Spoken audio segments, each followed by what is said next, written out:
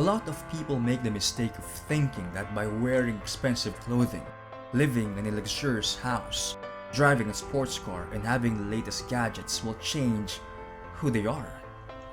Take for example an average employee whose salary increased by 10 folds overnight. He decided to change his lifestyle by living luxuriously and buying expensive stuff. A year later, when an economic crisis hits, he's been laid off and now he's drowned in debt. A more common example are lottery winners. Most of them ended up being worse than they were before. This happens because people who became rich overnight never built the identity of a successful high earner.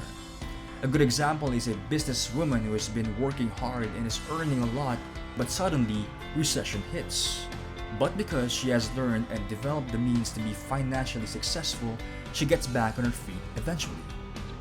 When wealth is acquired through time with hard work, responsibility, and wisdom, the identity of success becomes embedded and hardwired. And even when recession or bankruptcy happens, you'll get back on your feet eventually because you have become a character of success. Many go through their lives without a sense of direction, without a clear plan of what they want to be.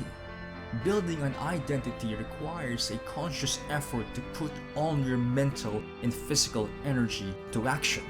You will not change by buying stuff, but rather by investing in personal and professional development. When change comes from the inside, change in your environment will follow. And once you realize who and what you want to become, you should strive to earn that identity. This can be done by investing your time in reading, attending seminars, and watching videos that will enrich your passion. Doing the impossible is about building from the inside out, by changing the way you think, by becoming who and what you want to be. Law number 1, invest in your identity. There's an old saying that goes, "Tell me who your friends are, and I will tell you who you are." One of the rules of doing the impossible is surround yourself with people who will influence you to be a better person. Or more specifically, surround yourself by like-minded people of your passion and interests, those with the same endeavor as yours. In Proverbs 13:20, a probable original source of the saying, it says, "Walk with the wise and become wise."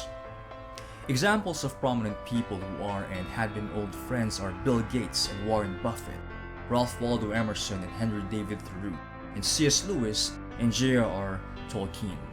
It is simply our tendency to become the people we hang out with. That is why it is important to carefully choose who you will surround yourself with. If your friends and associates are limiting you to reach your full potential, you should change them.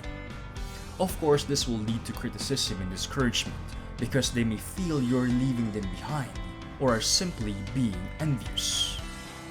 A bitter truth in life is people that surround you only support you until you become a threat, until they realize you can surpass them. Even your own family may not fully support your dreams.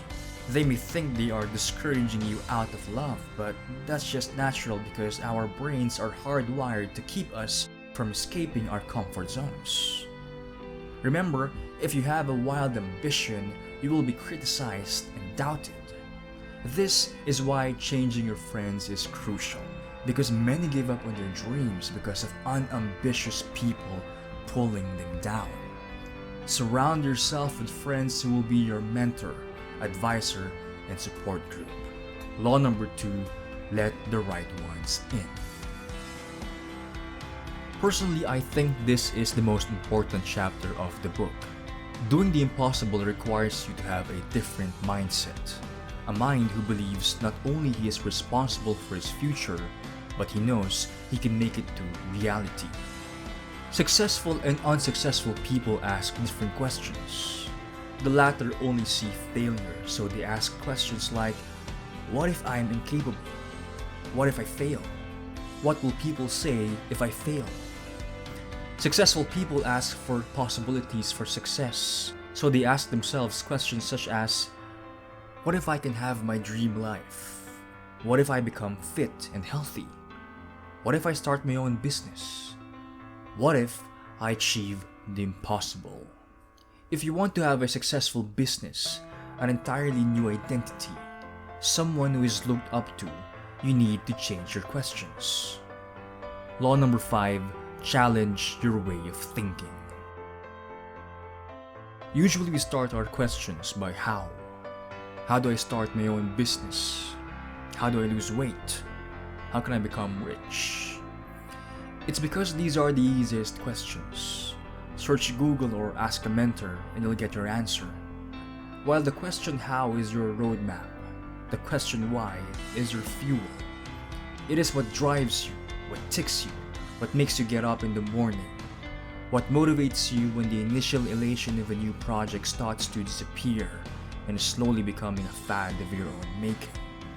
The question why is hard and takes deep reflection to get a genuine answer. I think the reason why we fail to be consistent on the things we started is we forget to ask what we are really doing it for. Why do you want to travel? Why do you want to become rich? Why do you want to go to college or get a master's degree? The most successful people in their field are the ones who do it with an added noble cause. Elon Musk wants to colonize Mars to ensure the continuity of our species. Steve Jobs wanted a computer that can be used by everyday people. And Jack Ma wants to help small businesses sell overseas. This is the reason why self-help books teach us to find a cause and passion that helps people, something that can contribute to our society, or even just your immediate environment. Law number 6, know your why. These are the laws I find most useful from the first part of the book entitled Recreating Yourself of the book Doing the Impossible, 25 Laws for Doing the Impossible. If you want to watch the second part about how to identify your cause and how to create history, please like and comment down below. Until next time, thanks for watching.